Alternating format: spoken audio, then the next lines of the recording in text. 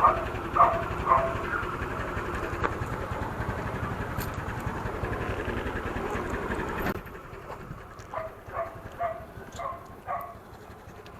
yun mga papa, bago nating alaga ngayon. So test drive natin.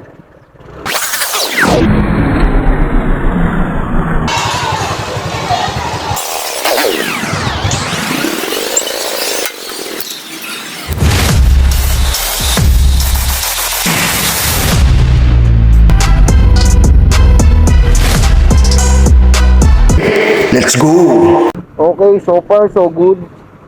So yun, butas-butas pa tayo. Butas pa yung mga pantalon natin, no? So yan, testing natin si Easy Ride 150Q. So yung seatwork niya maganda naman. Medyo malayo-layo rin yung ano natin, handle natin sa tuhod, pati yung kaha niya.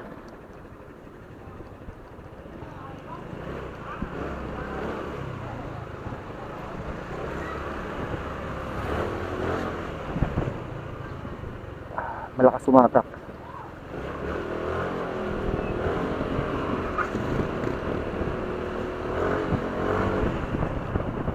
So bali speedometer natin sensor siya, no. Yan pinaka-ano natin ng Easy Ride 150. Bali itong motor na to, Easy Ride, gamit natin Scarp. Meron na itong Easy Ride 150 Fi naman. So yun, mga tipid sa gas. So dahil dito nagustuhan ko naman Scarp. So yan, nasanay din naman tayo sa car. Bunti lang naman ang diferensya niya sa lakas ng gasolina. So hindi naman siya ganun kalakas. So dahil car, dahil kahit paano marunong naman tayong ano mga likot. What? Ay, mga likot ng motor. So yan, mga basic. Pero about makina naman, konti lang din. So kung meron tayong mga gamit, bakit hindi? So dahil yan, napakahusay, oh. Napakaganda ng ano, para tayong naka NMAX. Yan, dahil sa mga cheap price naman, wala tayong ganun. Siyempre, no, ang mga ganyang branded na NMAX B1 or B2, medyo matataas talaga ang mga halaga. So kahit branded, alam naman natin matitibay. So like katulad ng ganito, alagaan mo na lang, syempre. Parang jowa mo to. So araw-araw, kailangan mong himasin bago mong gamitin. Yeah, boy! So, I mean, paggamit ka, syempre, kailangan, check muna siya bago ang lahat. May sunog pa yata dito. Ay, may drone to, oh.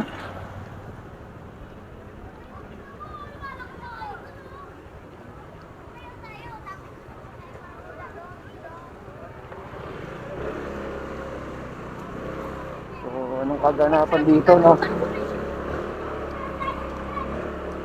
Sunog sa bakuran. So mukhang napatay na rin naman yung sunog. Yun nga, ano ba, mga papa, masyado na tayo naging marites din, eh. So yan na, bali nasa niya tayo. Ayun, dahil Scarp naman talagang napili ko. Although mas maganda yung hatak niya, no, mas lamang siya kay FI. Sa FI naman, mas lamang naman. Siyempre sa fuel consumption naman. Yun na lang pinakalamang ng FI. So kung gusto mo ng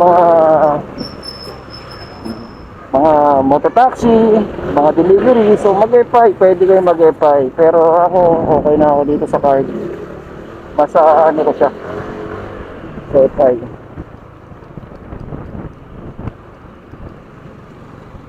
Katulad na ito, yan yung tangke na ito, capacity niya, so masyadong malaki. Ito yung gamit kong unang motor na fleet. So sobrang tipid sa gasolina. So 300 to ano, sagad siya. Napupultang na eh. So medyo mahaba pa yung biyahe ko nun. Tagal maubos. Bali, ito, pansin mo, yan, nasa pulo na siya, no? Nasa empty. Papagas tayo maya-maya. So hanggang hindi pa napupultang siya.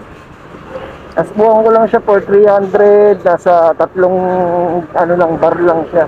Hindi ko pa siya napapaabot talaga actually ng mga 5 bar o 6 bar. So I think 1, 2, 3, 4, 5, 6, mga 6 bar to. Hanggang tatlo lang tayo. So yun lang naman. So yun nga, no, bali ito nga, napili ko si Easy Ride 150Q. So dahil syempre, yung price, mura lang siya actually compare sa branded na NMAX B2. So ito parang kalahati na rin ang labas natin na ito ang presyo niya. Wala rin naman tayo ganun kadaming pera para makabili tayo ng mga ganung branded. Kung papatili mo, syempre branded, pero dito komportable na rin ako dito. So okay naman manakbo, alagaan lang natin. Bali yung monthly pala dito, napakamura lang. Nasa 3,400. So, rebate natin, 400. So, parang 3,000 na lang lumalabas na ito monthly.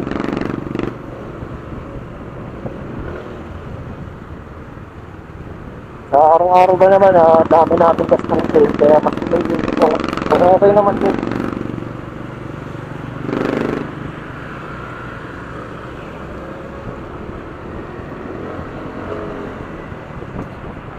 Yun lang mga papa, no? So alam naman natin na hindi branded dala natin, so kailangan natin alagaan. So maging proud pa rin tayo. China lang yung gamit natin or anumang brand yan, maging proud kayo. Dahil pinagpaguran nyo rin yan, nagagamit nyo.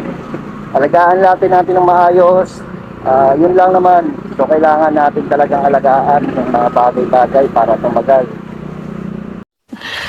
Sana all. 2,000 years later.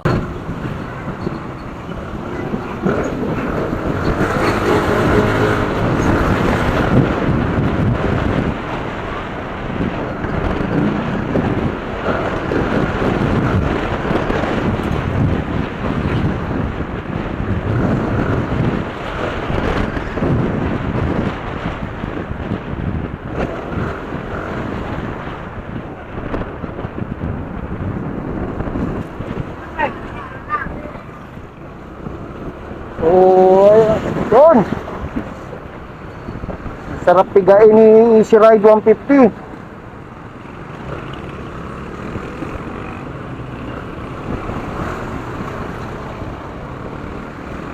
Grabe, hatak din ito talaga, no?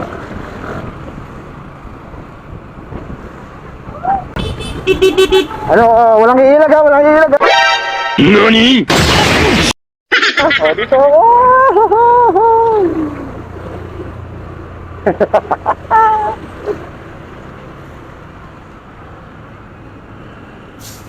Napatraffic na talaga tayo.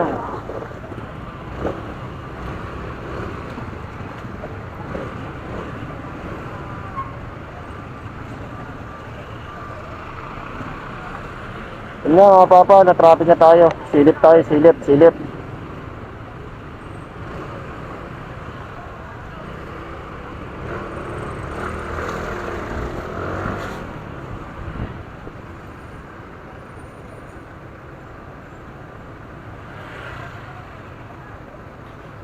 Patayin muna natin camera. So follow my page, Papa Wells Moto TV, YouTube channel, Papa Wells Moto TV. Maraming salamat sa inyo mga kapapa. So kung gusto nyo makita din, makapanood ng mga walang kwentang video, like and follow and share Papa Wells Moto TV. Okay.